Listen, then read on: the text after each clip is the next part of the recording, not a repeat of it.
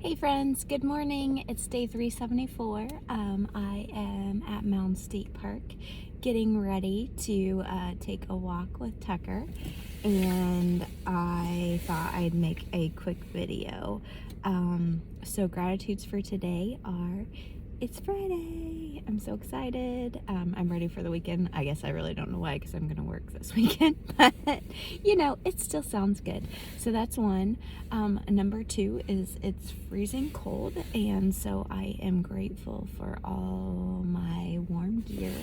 I have my Canadian mittens that I got in Nova Scotia. They keep me warm. I've got my North Face jacket. I did forget my buff this morning, but I will,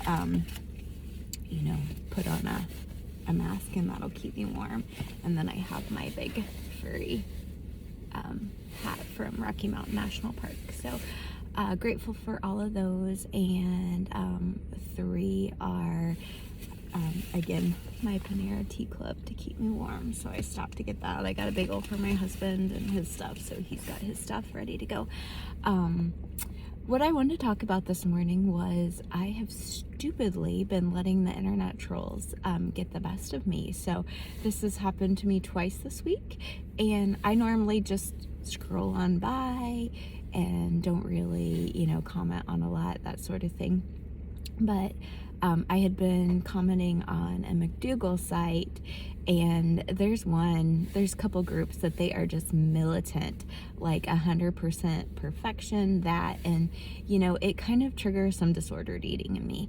And so I know that I cannot get caught up into that. So I very kindly asked if there was if they were aware of another group that was a little more open, and there's a group called McDougalish. So I've joined that, and I've started posting there, and it's very freeing. So I'm definitely blocking that admin, because I never want to see her comments in any other group that we might both be a part of, and I'm moving on with my life.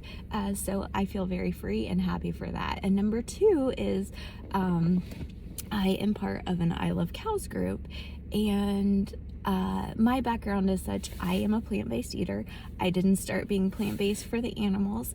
I have always supported the family farmer. My dad's a dairy farmer. My brother's 6th generation. So, cows having good lives is very important to me. And, I know my family takes good care of their animals, and they do have a good life until they meet their intended purpose. And I'm okay with that. I have always avoided factory farming.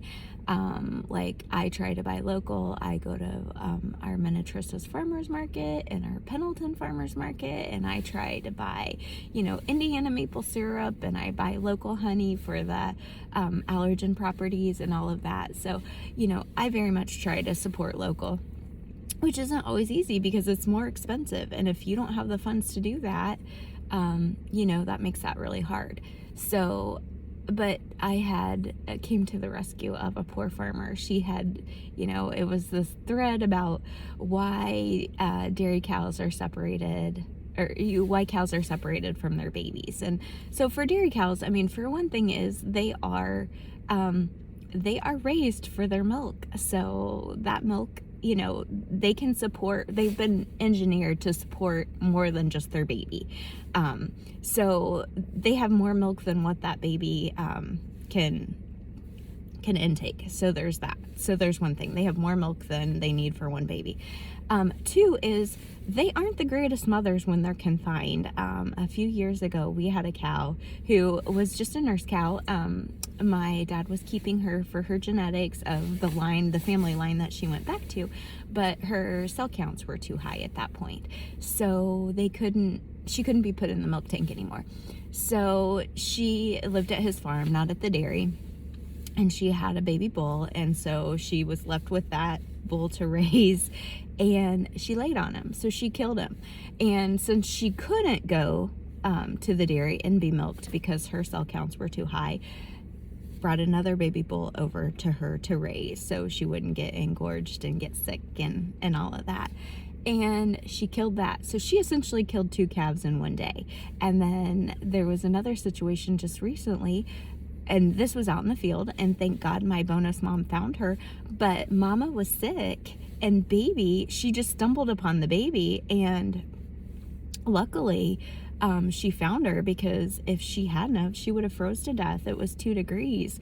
So, you know, leaving her out in the field, she had to bring her in. Mom hadn't licked her off, hadn't done any of those things. So there are definitely reasons why.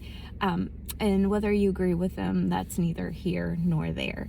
But any rate, I came to the rescue of this poor dairy farmers.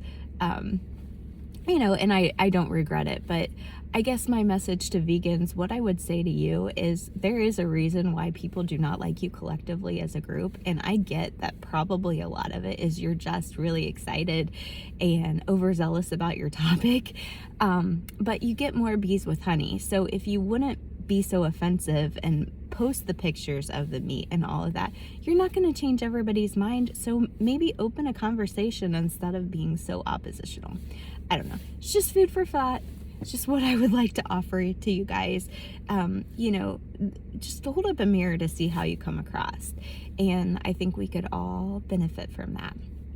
But with all that said, I'm probably not going to do that anymore. I will always support the family farm, and I hope that you will too. And in the end of the day, even though I now really do have some ethical considerations about eating meat, I still want, the rest of the world is not changing right now, so I still want the meat that they eat to be ethically raised and have a good life. So if you can't think of it in any other terms, maybe think of it in that. I don't know.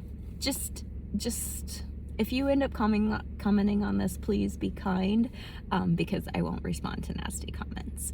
All right, so now I'm gonna go walk my doggy. All right, take care, friends. I will leave you with our metas. May we be happy, may we be healthy, may we be at love, and may we be at peace.